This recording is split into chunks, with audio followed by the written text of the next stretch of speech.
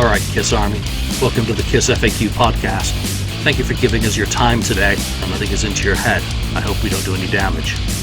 We hope that you enjoy.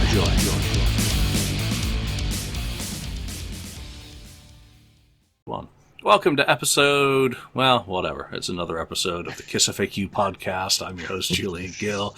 Today I'm joined by 69 Blizzard Ken. Hello there. Wheeze Daniel. Hello. And Marcus Almighty Mark. Greetings, everyone. How is everyone doing, and has anyone bought any Kiss stuff this week? Ken. Yeah, as you guys are figuring it, I was gonna. I'm trying to think. Did I buy any Kiss stuff? I don't think I bought any Kiss stuff. I bought something else, but it wasn't Kiss. So yes, I bought something else too, and it wasn't Kiss. All right. Well, that was a quick segment. Well, thanks for all joining us, and we'll see you next time. Top of this show this week is news today. Is Jamie Aldiker, drummer, one time with Frehley's Comet. I think he played with Peter Frampton, and he was a drummer's drummer as well. So he passed away, lived in Tulsa, and apparently he'd been suffering from cancer the past few years and succumbed to that rather than any of the other health issues that one immediately associates with Tulsa at the moment. So condolences to his family and friends and fans of his work. Other late-breaking news, I don't think there really is much of anything. Kiss Solo Box was on sale. Yeah, I was going to say that the Kiss Solo albums were on sale for a good price, and then I think you could knock off another 20% on top of that. That's where I took I didn't get that because I have that already, but I took advantage of it. Got the ABBA colored vinyl instead, and I saved a ton of money on that. So. Nice. Super Trooper. There you go. I remember Waterloo. I loved ABBA. Waterloo. SOS. Yeah. Oh, they have a Does great... your mother know? Yeah. Sweden represented, yes. That's right. There you go. Yeah. Yes. They have a great museum in Stockholm about ABBA. If you're ever in Stockholm, you should check that out. Oh, yeah. It's just next to Gröna Lund, the famous venue where Kiss and Gene have played. So, Daniel, I got to ask then. So, are ABBA looked at as like the greatest export out of Sweden ever? Like, they've sold like a gazillion albums, so they must be looked at as one of the greatest things from Sweden ever. Now, yes, sure. But back in the day, they were, sellouts. All about the money and that kind of stuff. But nowadays, they are like almost holy, Yeah. So and of it course, was a good band.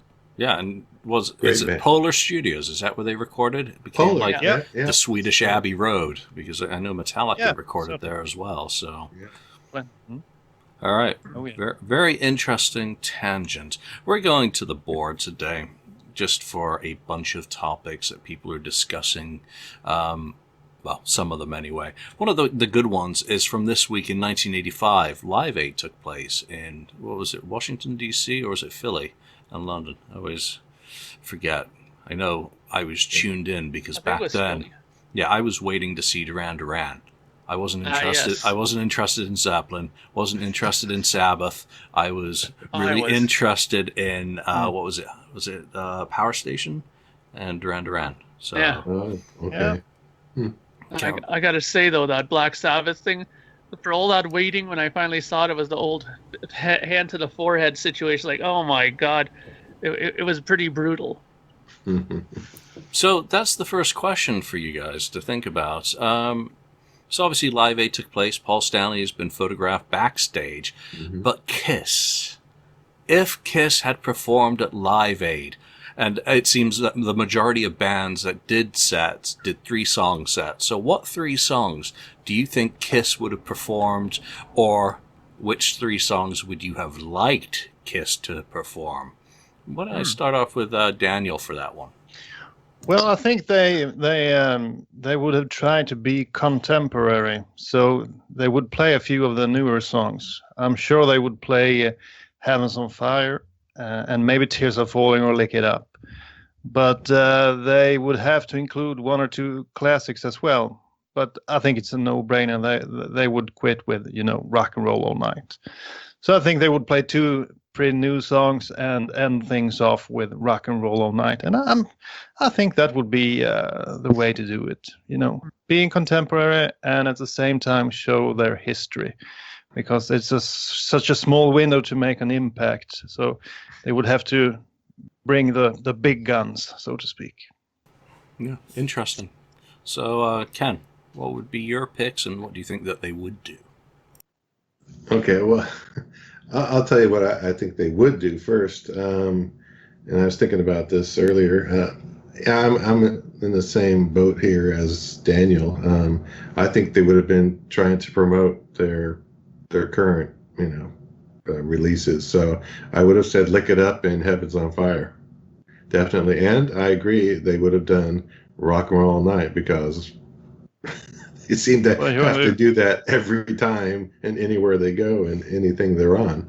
So those are the three. Now, what I would have liked them to do wouldn't have been contemporary. I mean, it would have been probably, for me, it would have been like Black Diamond, maybe "I Stole Your Love," and throw something in there. Maybe even just, what the heck, throw "I Was Made for Loving You" in there for the other types of fans out there that are not, hard rock kind of fans out there. So that's what I would do. Good ideas. All right, Mark, have at it. Well, I think honestly what they would have probably did would be something like open with Detroit Rock City, then do Heaven's on Fire as their, something very current, because I don't think Asylum came out by that point yet. I don't think it was out then. Was it? Nope, no, I think it came in September. September, yeah, so they just started in the studio around this time. Yeah, so they wouldn't have played that, and I think for sure they would have closed with Rock and Roll Night. Now, the interesting thing is, you said a lot of bands played 3 songs. From what I remember, a lot of the bands were given a certain time limit, because I know Queen was given like 25 minutes to play it, and they had like a little stoplight thingy on the stage where it was like green, you can keep playing.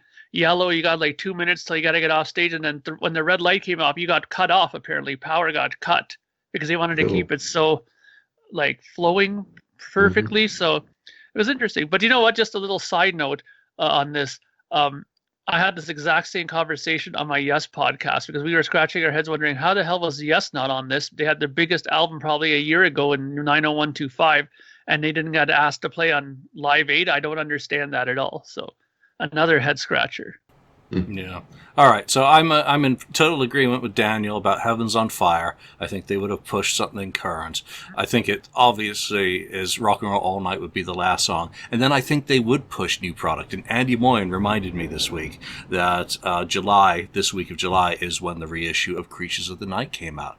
So I think they would have promoted some new product and probably or possibly have done something off that, which I'm going to go with "I Love It Loud," because what would be better playing in a stadium, which they just didn't get to do that often, of maybe trying to revisit the insanity of the South American audience with Philadelphians or wherever it was for the U.S. one. So there we go. For once, I'm going with Creatures. Now, what would I have liked?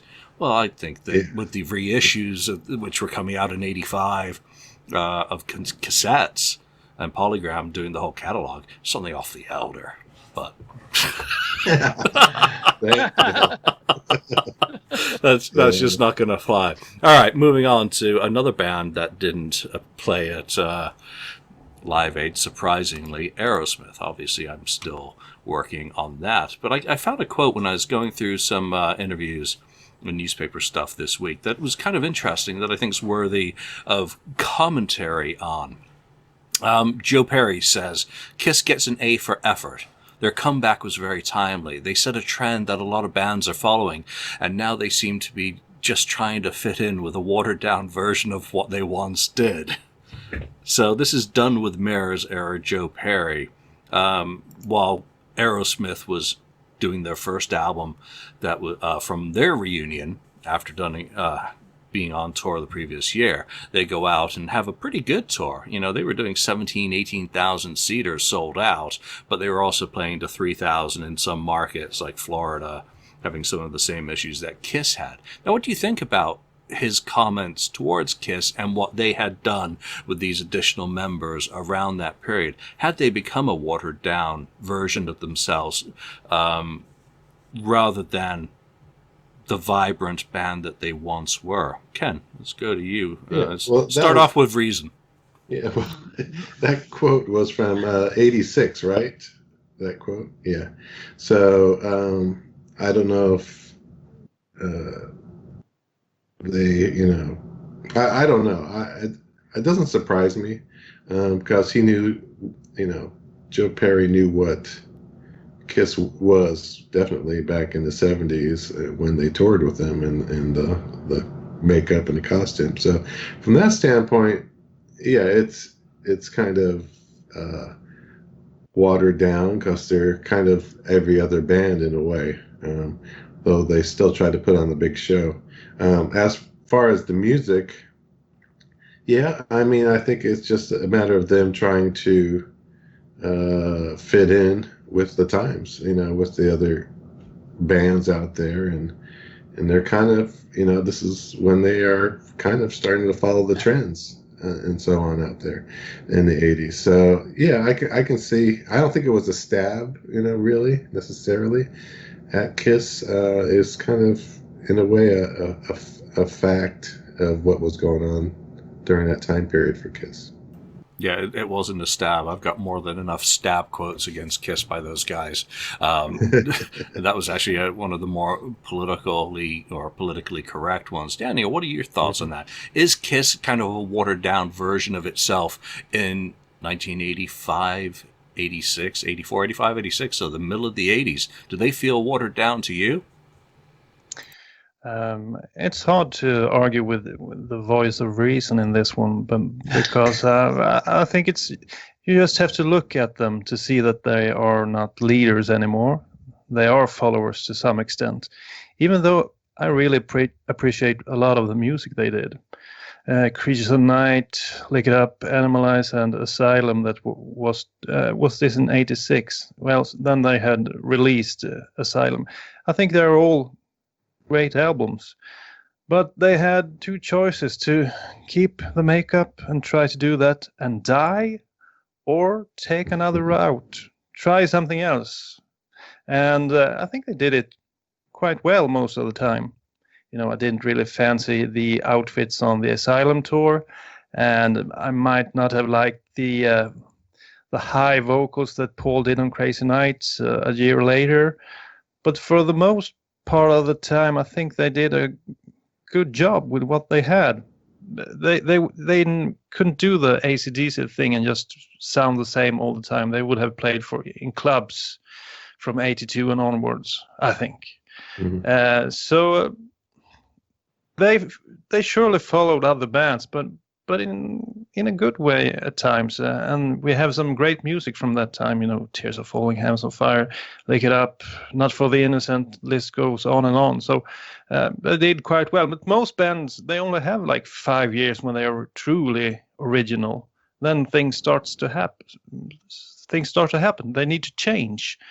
And Aerosmith, well, you just have to look at them, Get a Grip was quite good, but then they went off on the MTV trail, and really, I don't know if they started that trend. I think they were quite, just trying to move records, sell records, and surely was a whole lot of ballads on those albums in the early 90s. So most bands from the 70s needed to change, and Kiss did it because they more or less were forced to. Yeah, sure. I mean, that's very reasonable. I think Joe's comment actually reflects more on himself. I think he's kind of projecting, his own opinion about his band more so, and just picking another band that had, similar challenges in its personnel. So I don't take it as a dig. I take it more as a look at himself, because when you compare the music of Aerosmith, say 1979, the last album he was involved in, Night in the Ruts, that was a powerful album. And then you go to Done with Mirrors, which is I love it, and it's got some really good bluesy, rock on it, is very much a watered down version of that, because they hadn't found themselves. Again, they never did, really, because they just went outside with outside songwriters, that Kiss had used for a few years. So I think he's more commenting on himself, because and again, I think we lack the objectivity to look at Kiss and say, well, Asylum's a really vibrant album when you compare it to, say, the first Kiss album. It's still that New York rock. So we can't really look at it at the same way that, a non-Kiss fan, and Joe Perry was certainly not a massive Kiss fan, did. Mark, bring some more reason into this. Well, the thing I find interesting about this comment is that it says, that their comeback was very timely. From what I understand, there wasn't what comeback. They didn't split. They didn't, Aerosmith split up. They were a non-entity. They were gonzo, bye-bye. They came back. Kiss was alive and doing things throughout all the 80s. Yeah, sure, maybe it wasn't as successful as it was in the 70s and stuff like that, but Paul reminds us numerous times throughout the years that, he kept Kiss going, that Kiss never stopped. Kiss kept going. He kept it going and rolling throughout the 80s. So I don't know what this their comeback was very timely was about. I'm thinking maybe he was not off the drugs yet completely, but, it's just, I just find that kind of odd that he said that, because, they weren't coming back. They were coming back, Aerosmith, and whether it was watered down, well, yeah, it was not by their choice. I think it was more just because of economics. They weren't selling as much, so you can't put on as big a show. You can't put on a show for a 20,000 seater when you're only playing to 5,000 people, and it costs a lot of money to do these kinds of shows too. So if they weren't pulling in that kind of money, you can't put on that kind of a show. So I think the watered down bit also is another kind of, not a jab, but it seems like a little like shot in the ribs there a little bit with that comment. But, Aerosmith had the one advantage over Kiss, that they never were tied to any sort of gimmick. They didn't have any makeup to go and put on. They didn't have any kind of special costumes. They could just go on with their street clothes and play, and that was it. That was the Aerosmith look. It was just pretty much a street look, and that was it. Except for Steven. Yeah. You can't wear ballerina shoes on the street. But there you go. I kind of get, the casual perspective of Kiss, though, is that they did disappear in the United States between 1980 and late 1982 when they went back on the road. So I kind of get where Joe's coming from on that perspective, which, again, as Kiss fans, it's kind of hard to put ourselves in the shoes of someone who wasn't watching the band. And maybe Joe Perry has never experienced the Mighty Elder, and that would change his opinion about Kiss probably quite a lot. Well, no. We've heard the Hollywood Vampires. Yeah, and his solo albums. All right, so let's move on from there. So following on, what are some of your favorite sequences of albums? So consecutive albums, one after the other, that went from stronger to stronger. That for you was like, wow, they really topped the last album with this release. And, so a very positive follow-on. Ken gets to do something from the 70s, of course. Yeah, well, I have to look at it. I can't really look at it like,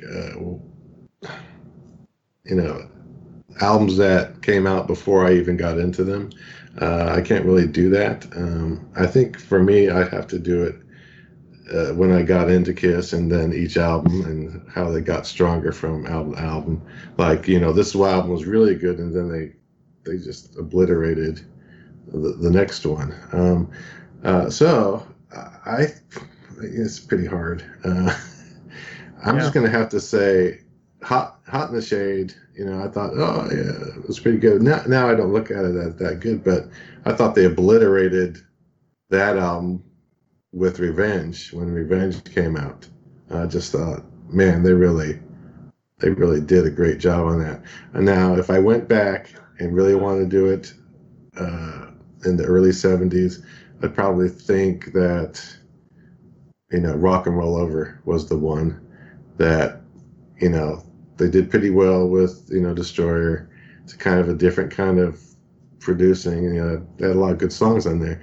But then with Rock and Roll Over, they just, that was the album to go to after that. So I know, that's how I look at it. Yeah, fair enough. I mean, for me, I have to go back to when I became a fan with, Asylum, and the album that preceded it obviously was massive at the time. So, for me, they blew that away with Asylum. Mm-hmm. I can't go back into the 70s and say, well, Destroyer to Rock and Roll Over, though that would be one that obviously could be picked. But for the ones that I experienced, I'll go with Animalized to Asylum. Right. And for the ones that I did not experience live and in Technicolor, Destroyer to Rock, Destroyer is a fantastic record, but for me, they blew that away completely by going back to their rough sound and making Mark happy for Rock and Roll Over. Daniel. Yes. Well, you stole my thoughts because I have to second you on that. Because I also started with Animalize and Asylum, and I felt that Asylum was a stronger album, mostly because Gene picked up the slack. On Animalize he didn't do that well. If he would have had Vinnie Vincent as a co-writer on Animalize, I think it could have been a different story, but he didn't, and we all know what happened. And if you go back in time to classic Kiss, I'd say the same thing. Destroyer to me is a great album, but Rock and Roll Over is even better. So that's it. Nice. Okay, now things get interesting. Mark. Well, it's funny because I have to agree with you guys saying that you have to take it from the perspective of when you started getting into the band, right? Now, the funny thing is, as you guys know, I was introduced to Kiss pretty early. Like, I was pretty young. My sister, because her being so much older than me, was listening to them from way back from the beginning, So, and I remember getting Alive early on when it first came out. My sister got it for me. Like, it wasn't the year it came out she got it for me, but it was like early on in my, teen years, right, when I got that. And the first single I actually bought of my own when it came out was Lick It Up. So I was well aware of Kiss at that point, and we did end up getting Lick It Up, the album, when it came out that time. I know Jane got it right away.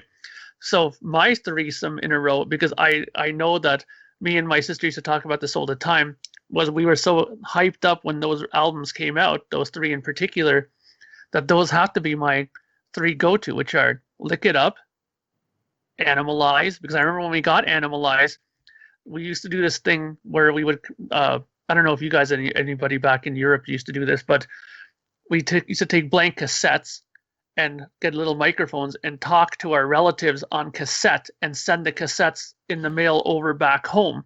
And it was like, instead of writing letters, we would record these like 90-minute discussions about what's going on in a family and stuff like that. But what we would do is we would also record what was happening in Canada and stuff like the hits, So I remember putting on Heaven's on Fire because Jane had gotten Animalize. So we put that on a cassette for them. So somewhere in Czechoslovakia was a cassette with that on it, floating around really early. So I know that was a big record for us. We were listening to that all the time. And then when Asylum came out, we got that, and I loved that record. It's still my favorite Kiss album without makeup to this day.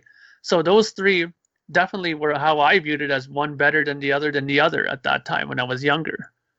I actually rewatched the KissFAQ Kiss Asylum episode the other day, and I was just smiling throughout it.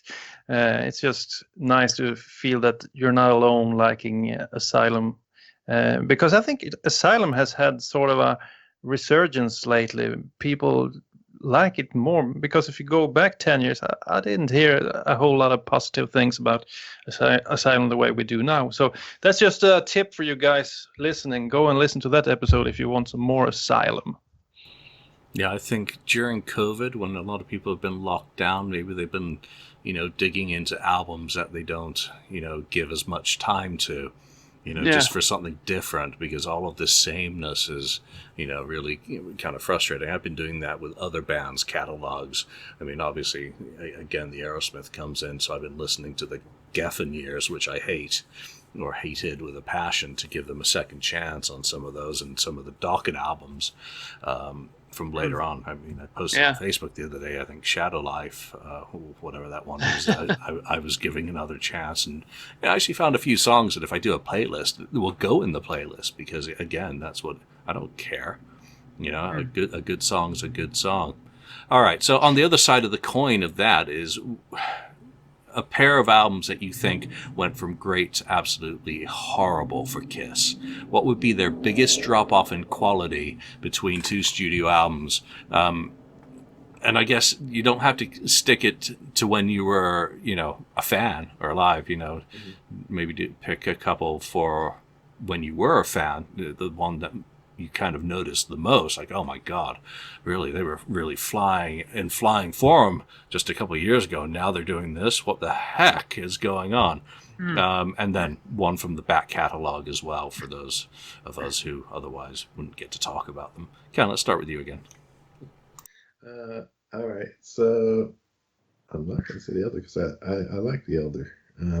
So let's see. I'm going to have to say, going from Lick It Up to Animalize. I thought that because I love Lick It Up. I think it's just this great album. You know, that's two albums of Creatures of the Night and Lick It Up are just so good.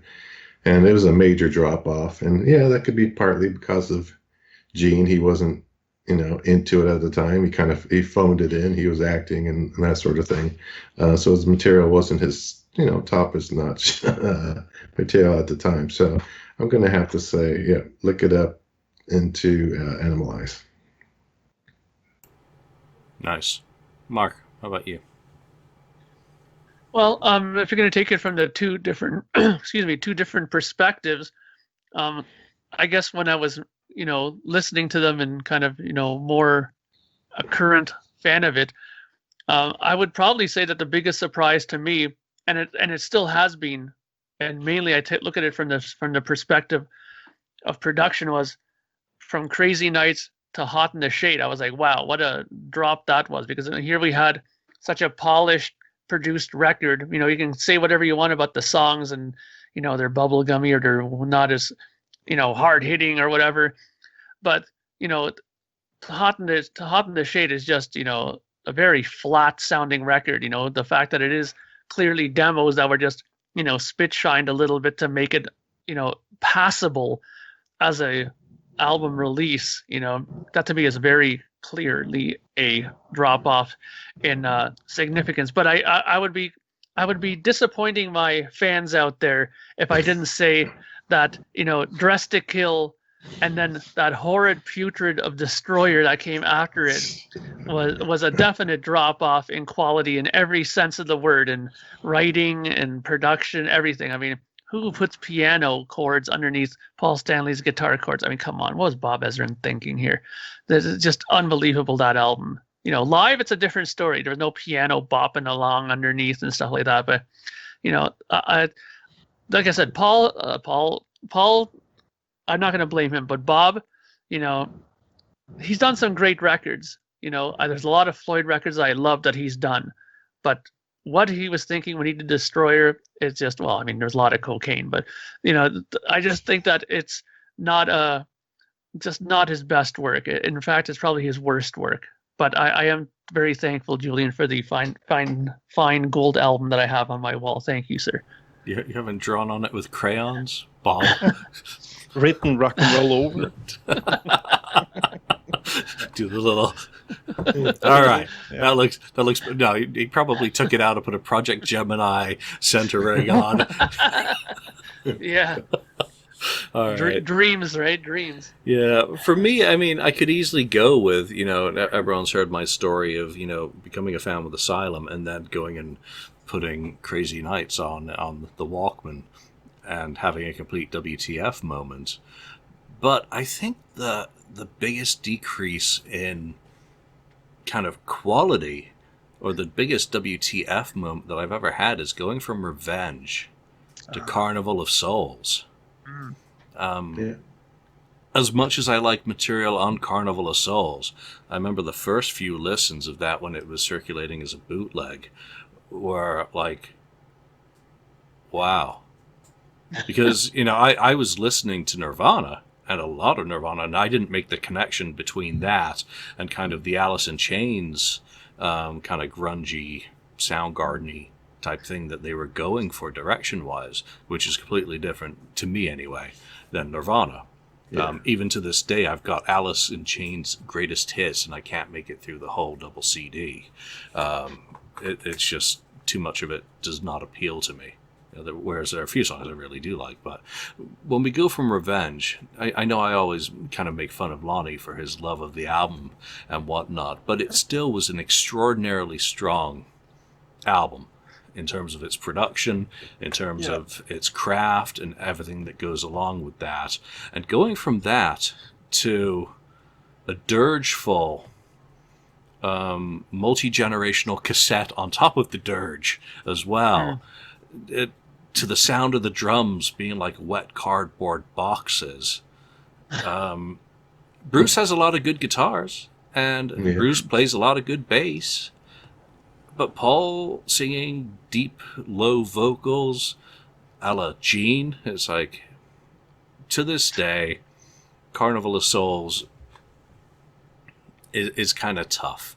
And that's the only one I can really think of. I can't go back into the 70s and, if I think of some like declines, I would think of like Rock and Roll Over to Love Gun, where you go from that really rugged, rough rock sound into the highly polished. It's a reverse Nevison in some ways, because you're going to that super polished thing that took off all the edge, but it still got really good songs compared to Crazy Nights. So that would be the only other one that really comes kind of close.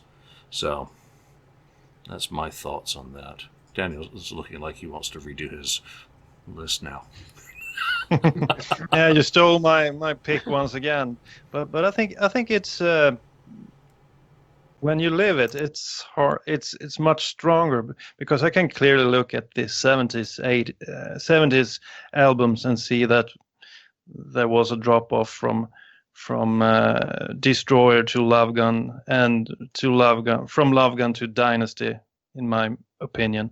But I clearly remember first getting Revenge, and probably not my favorite album when it comes to songs, but sonically I'd put it in maybe even first place. Maybe Rock and Roll Over first place, and then Revenge. It sounded so modern, and you have to put it in perspective, because back then everyone around me were listening to Metallica, the Black Album, and that was the sound that was cool back then. And when I heard Unholy, man, it sounded good, and the whole album sounds great. Even the Eric Carr jam, I think that they picked the drums from 80 or 81, whenever he did that one. I think that one sounds as well also. But and the anticipation for the new album, they went from Hot in the Shade, which, as you said, sounded like a piece of crap, and then they had Revenge, which sounded so great. And I remember, and we had to wait a long time as well for the next studio album. It felt like that anyway back in the day. So the anticipation was real high, and you looked at some of the titles. The titles like Hate and stuff like that, and I was thinking, man, this might be like Unholy once again, but even better. And then it was the exact same reaction as you had, Julian. I got a bootleg of that one, and I was hoping that it was the sound of the bootleg that made the album bad. But it wasn't.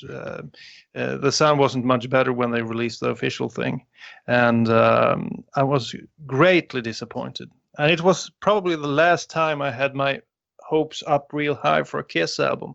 So the devastation when you realized that it wasn't a great album was just horrible. Yeah, I remember getting the promos in from Phonogram in London for Carnival of Souls. I was so excited. I was like, oh, this is going to sound fantastic, like Revenge with those songs. It's going to be click play. What? It really does sound like that? What the heck? So it's really funny, because Toby Wright is not exactly a bad engineer or a bad mixer. I mean, the work that he's done before has been good. I mean, Korn sounds, for as much as I don't like Korn, the sound of some of their records are pretty good sonically. I mean, I don't know what happened with that Kiss record, but I mean, it's just sounds terrible. And I mean, if that record wasn't done, then my initial pick for a downplay would have been from like Revenge to Psycho Circus, because I really don't like Psycho Circus as a record. I think that would have been a drop, in my opinion, from Revenge to Psycho Circus. But because we have Carnival in there, it's like you can't really do that, right? God, if I think Carnival had the sonics of. Sorry, go ahead. Yeah, I just said Bruce has mentioned in some interviews that they really had some troubles in the studio between Gene and the producer. Gene was like moving the whatever you call it. Faders? Yeah. And Toby said, well, you can't do that. Sure, I can. And you know, they had some troubles there. So I guess they weren't on the same page, so to speak. Yeah. What was I thinking? Oh, yeah. The Carnival Souls, if it sounded like had the production values of Psycho Circus, I'd be fine with that as well, because that has a brighter, kind of more trebly kind of sound. Well, yeah. Fairburn did good on that. I think sound-wise, it's good. It's just the songs.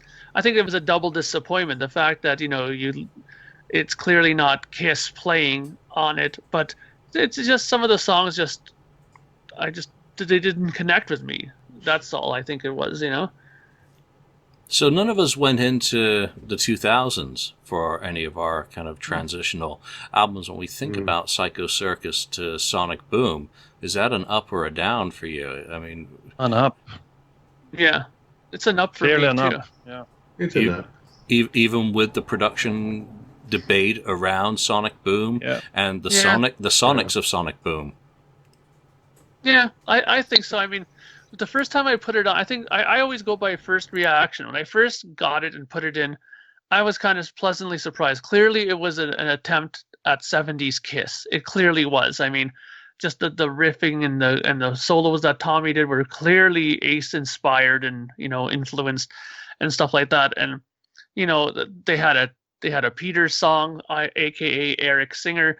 They had a Tommy song, like an Ace song. So clearly they were trying to refertilize that ground again, right? And I didn't have really any problem with that, because for once there was a band that I would listen to that promised a return to an old form and actually did it. I was suffering with Rush always saying, we're going to do another record. It sounds like Moving Pictures, and never getting Presto and all these other records. Like, this doesn't sound anything like Moving Pictures, So finally there was a band that said, we're going to go back to our older ways, and they released a record that actually did satisfy that craving that I had of that sort of style of music. So I didn't mind it. I mean, sure, now the sort of engineer producer side of me will probably say, it's a little brick walled, and it's a little hard to hear on headphones after a while. But I think my first reaction wasn't that. It was just like, wow, okay, this is pretty cool. It sounds like a 70s throwback record.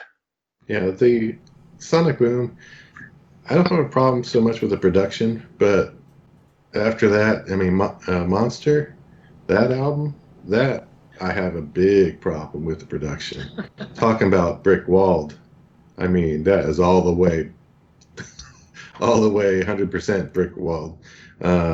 That totally, pretty much ruins that album for me. Because there's some really good songs on there that I like, but the production just kills it. And if there's an album that needs to be remastered, that's it. That's the one. I mean, Sonic Boom for me brought me back into fandom, because I had given up on the band. Psycho Circus to me was, except for a few Paul songs, I felt it was really awful. And then they just did the same thing all over again on the tours. Nothing new happened. Well, they tried some new songs on the, I think it was 04 tour, Rock the Nation or whatever it was called. Yeah. But it wasn't enough, and it felt like they were just going out on a, what do you say, fizzle. There was nothing happening, and I almost stopped listening to them completely. But then with Sonic Boom, it was clear that they tried to do the 70s thing again, and I think it was a good idea. They should have done it with Psycho Circus, and then maybe they could have, built on that. So for me, it was a ticket back into Kiss, and I've been interested ever since. I wouldn't mind a remix of Monster and Sonic Boom in the hands of Michael James Jackson. Oh, yeah. Tell me about it. I think he could work well with both of those rather than, going to any of the other historic producers that, the band have worked with. But, don't know. Big difference remixing versus producing. And Mark, were you bashing on Presto? Yeah, I hate Presto. It's what? My least favorite. Yeah, I hate that record. It's you like Hold Your Fire more than Presto? Oh, any day of the week. Wow.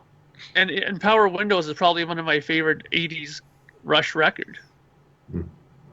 Wow. I just don't know what to do with that. Lyrically, okay, I'm just going to say this. Lyrically, you couldn't touch Neil Peart on Power Windows and Hold Your Fire. His lyrics, nobody had lyrics as good as that. Okay, well, before we turn this into the Rush FAQ podcast, no, that's interesting. Okay, so let's do a couple other topics from the board. And, I always hate when people call people a hater, or why do people hate on Kiss keyboards? I don't think people do hate on Kiss keyboards. I think some people like them sometimes and sometimes don't like them. So, Ken, what are your thoughts about keyboard Kiss, for that matter? I mean, are there any songs that you might say that you hate, or are there simply songs that you don't think keyboards work on and shouldn't have been anywhere near? Yeah, well, okay. So, if you go back to, Christine 16, yeah, that's fine. It worked. It actually fits the song, and it worked well. There's nothing fancy about the keyboards on it, but it worked. But going down the road and looking at Crazy Nights, that's one I have a problem with. I have a big problem with the keyboards. It's just not enough guitar. Not enough guitar on that. I rather have guitars in the place of the keyboard, playing whatever the keyboard is playing, but have the guitar play it. I think that album would be a lot stronger, definitely. So, sounds like someone agrees with your opinion of Crazy Nights. Yeah, and this actually ties in a little bit, obviously, with the passing of Phil Ashley, the keyboard player who, worked with Paul a lot during the mid to late 80s. And I think I've said it before, I would love to hear a treatment of Tears Are Falling with a little bit more emphasis on keyboards, because that was something that he said in the interview that I used for the last episode.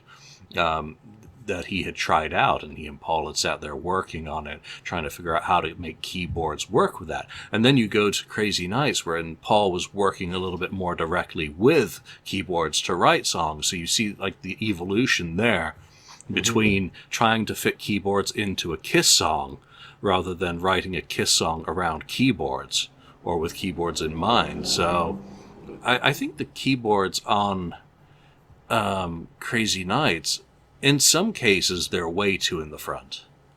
But on other ones, and the material kind of speaks to it, Reason to Live couldn't be any other way than how it is, and is a perfect blend for me, or my taste, between electric and guitar, and also with a power ballad. Daniel, what are your thoughts on hating on keyboards?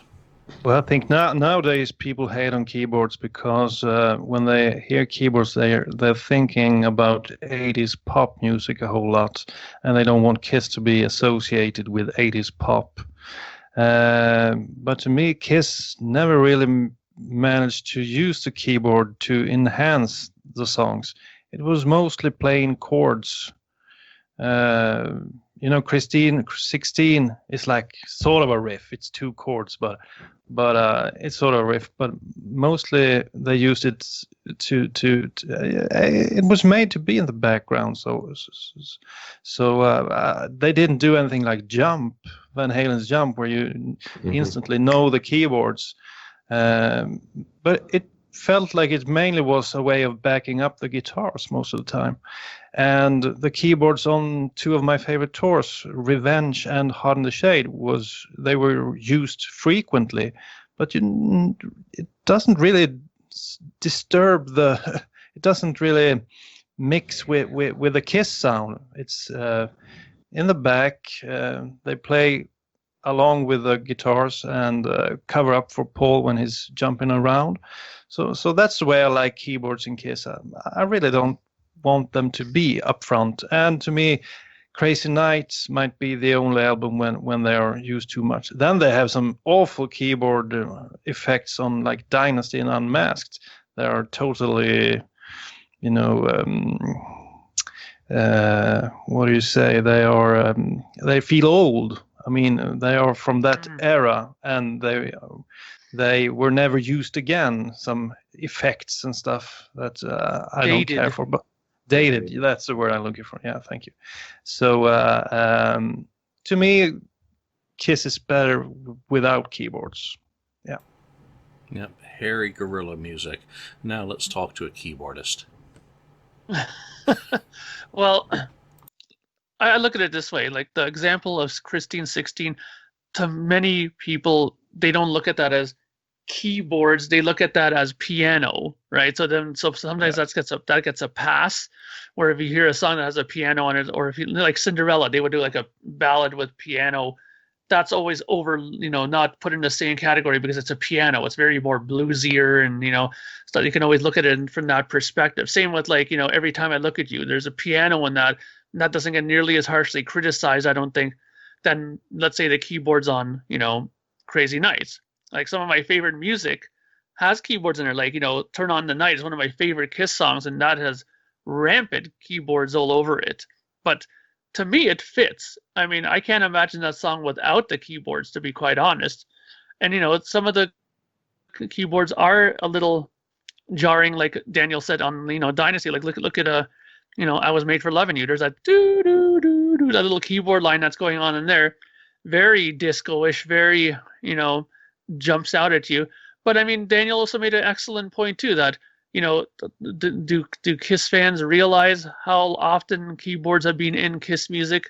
Like as far back as like 87, I think, when they did that tour. I remember seeing that German festival tour that they did, and you see that keyboard guy side stage playing along the whole time with them. He's playing every song. He's playing in Deuce. He's playing in everything. There's keyboards on everything. If you were to get a cassette mix, like a soundboard tape of those shows, and you could probably hear some of those keys on there, you'd be like, oh my god, what the hell is going on here?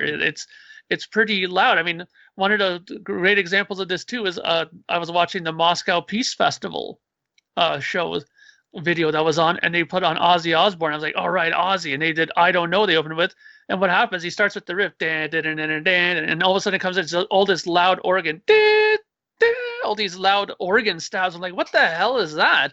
It's so mixed so badly. It's all keyboards for the first 2-3 songs of that, and Zakk Wylde's like headbanging with his Les Paul. I could barely hear him. So sometimes the keyboards can be a detriment, but sometimes like Kiss, we're trying to use it to fill in space, fill in those parts where Paul's going around and doing his handshakes and not playing half the time, or doing a leapfrog or something in the air and missing half the notes, right? So that's what the keyboards were there for. I know Derek Sherinian mentioned that when he was on with them for Revenge. I think he was touring with them, and said that how many times he had to cover up stuff when Paul was too busy trying to impress women front row, right? So I think that it's important to take a look at what the keyboards were used for. If they were used in studio and became a very big part of the sound, okay, maybe it's not to everyone's taste, but the keyboards could be used to make a show sound much better and enhance the live concert experience as well. Yeah, and they had piano going right back to the beginning, nothing to lose. Yeah. Just forced it, and then it's the kind of the honky, the Jerry Lee stabs for Christine 16.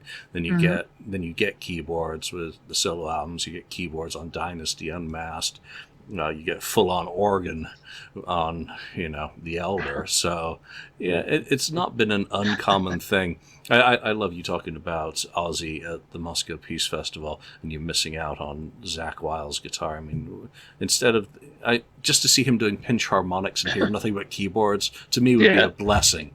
I think, Mark, you mentioned something there. Kiss keyboards in the studio. You can't count Crazy Nights because that album was written around keyboards. So, of course, most of the songs, it feels like you need the keyboards because it was written in a whole different way. So sometimes on that album, the keyboards are needed. But I can't really think of any other album where they really need the keyboards. And if you listen to I Was Made for Loving You from Dynasty, and then you listen to I Was Made for Loving You on a Live 3, clearly a Live 3 version is a whole lot better, even if that might have been done in the studio as well. But it's a rocker, I Was Made for Loving You, and the keyboard just made it sound bad. That was just clearly a production sweetening thing to try to make it part of that time period, I think. Yes. Right? I would love a board tape of Schweinfurt, which is the German festival show where you could see Gary Corbett mugging on the side of the stage, and he was never seen again on camera at a Kiss show after that because he enjoyed himself a little bit too much. Let's just wrap up today with some thoughts. Eric Carr's 70th birthday would have been a couple of days ago, July the 12th, which, Gene hitting 70, Peter 74, going to be 75, Peter Chris 75 this year. Wow. What are your thoughts on Eric Carr turning 70? I'll start with you, Daniel, because obviously that was our era. Yeah. I remember the day he passed, the same day as Freddie Mercury, which made it, people didn't really know that he died. So that was unfortunate. But I think it's a testament to the Kiss Army that he's still talked about. He feels like he's still present. He feels like a part of the band, even though he hasn't been around for decades. And on the other hand, it feels real strange that he would be 70, because I'm sure you've experienced this before. At least I have, with friends or family that die young. They never get old. So I guess that's the only blessing with that thing happening. And the same goes with Eric Carr. To me, he will always be like 41 or whatever it was. And I just reacted when I saw Eric Carr 70 today. In my mind, he was nowhere near that age, so it was kind of a shocker. But also to tie into what you said in the beginning, the guy who died, they are starting to drop like flies now. Our old heroes. So it's also. Ties into that, you think of how long will the guys be around? A decade, maybe not.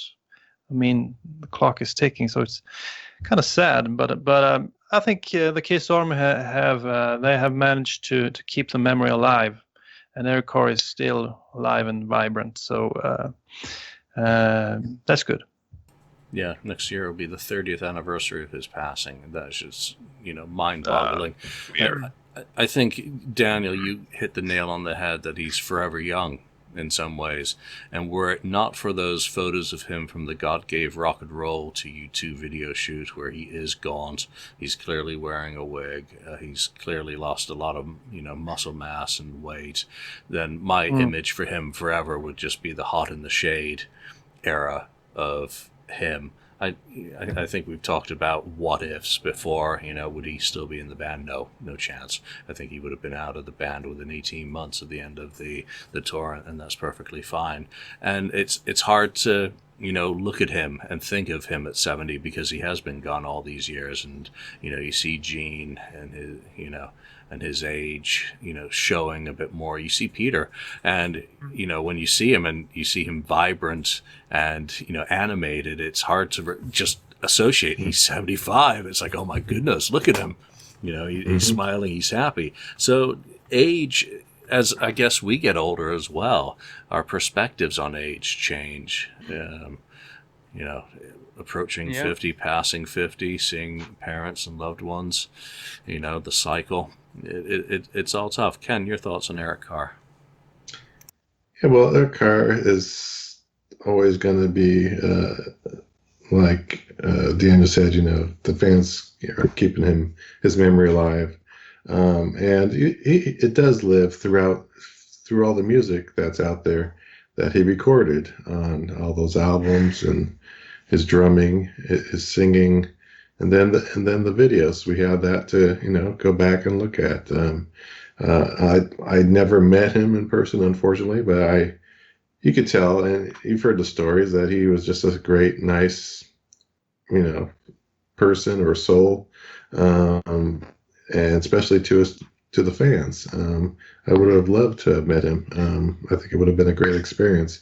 But having said that, I've always respected him. I thought he was a great guy, great drummer, and a great person. And I love seeing him. I wish he was here. I really do wish he was here.